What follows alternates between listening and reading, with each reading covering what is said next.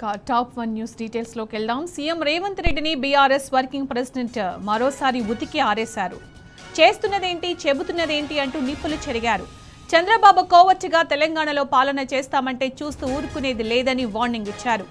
గోదావరి నీళ్లను అప్పనంగా గురుదక్షిణ రూపంలో చంద్రబాబుకు చెల్లిస్తానంటే ఎలా భరిస్తామని దుయ్యబట్టారు. చంద్రబాబు మీద అంత ప్రేమ అభిమానం ఉంటే ఆయన ఒక విగ్రహం కట్టించి ఇంట్లో పూజలు చేసుకోవాలంటూ కేటీఆర్ సెటైర్లు వేశారు. పనిలో పనిగా బీజేపీని ఎండగట్టారు. గోదావరి బనకచర్ల విషయంలో కమలం కథేంటో తేల్చాలని డిమాండ్ చేశారు. కేంద్రం ఈ విషయంలో వెంటనే జోక్యం చేసుకుని వాటాలు తేల్చిన తర్వాత ఏ ప్రాజెక్టు అయినా చేపట్టాలని కేటీఆర్ సూచించారు. గోదావరి కృష్ణా బోర్డుల విషయంలో నిర్లజ్జగా నిస్సిగ్గుగా వ్యవహరించిన రేవంత్ రెడ్డి తెలంగాణ సమాజానికి క్షమాపణ చెప్పాలన్నారు కేటీఆర్.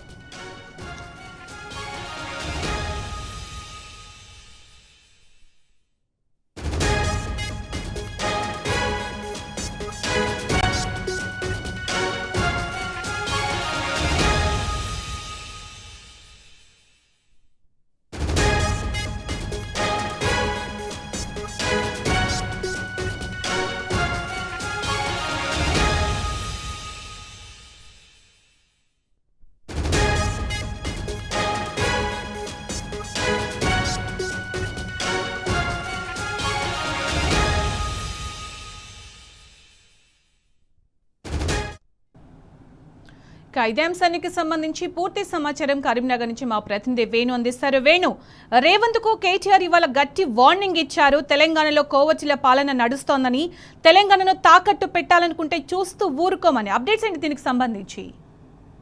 యాక్చువల్ అయితే మొదటి నుంచి కూడా తెలంగాణ రాష్ట్ర సమితి ఏర్పడింది. తెలంగాణకు సంబంధించినటువంటి హక్కులకు కాపాడడం కోసం ఏర్పడినటువంటి పార్టీ ఏదైనా ఉందంటే టీఆర్ఎస్ పార్టీ.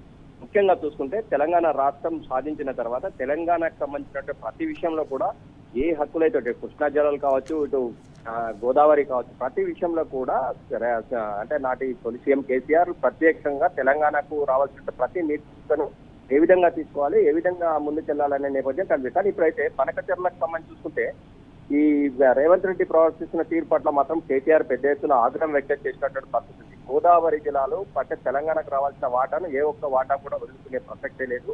ఇంకో విషయం ఏంటంటే రేవంత్ రెడ్డికి అసలు యాక్చువల్ గా ఇరిగేషన్ పై అవగాహన లేకుండా మాట్లాడుతూ ఉన్నాడు.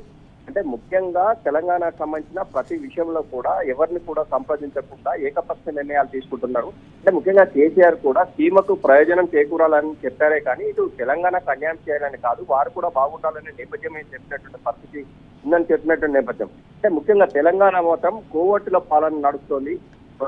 దీనికి నిరసనం వారికి సంబంధించిన పార్టీ వాళ్ళే చెప్తున్నటువంటి పరిస్థితి మనకు కనిపిస్తోంది.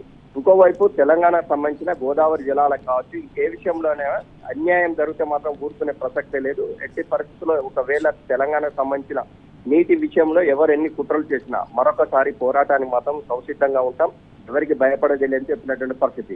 ముఖ్యంగా ఇటు రేవంత్ రెడ్డి ఇప్పుడు ప్రస్తుతం అయితే ఇటు చంద్రబాబు మోడీకి రిమోట్ కంట్రోల్ లో మారాడు. తెలంగాణకు సంబంధించి ఏనాడు కూడా జై తెలంగాణ అని అన్నటువంటి దాఖలాలు మనకు కనిపించట్లేదు. అంటే బనకచర్ల విషయంలో మాత్రం ఎట్టి పరిస్థితుల్లో ఎక్కడికైనా వెళ్ళడానికి సంసిద్ధంగా ఉన్నాం, తెలంగాణకు సంబంధించిన ఏ ఒక్క వాటాను కూడా వదిలిపెట్టుకునే ప్రసక్తే లేదని చెప్పిన నేపథ్యం అయితే కనిపిస్తుంది. Right Venu, thank you.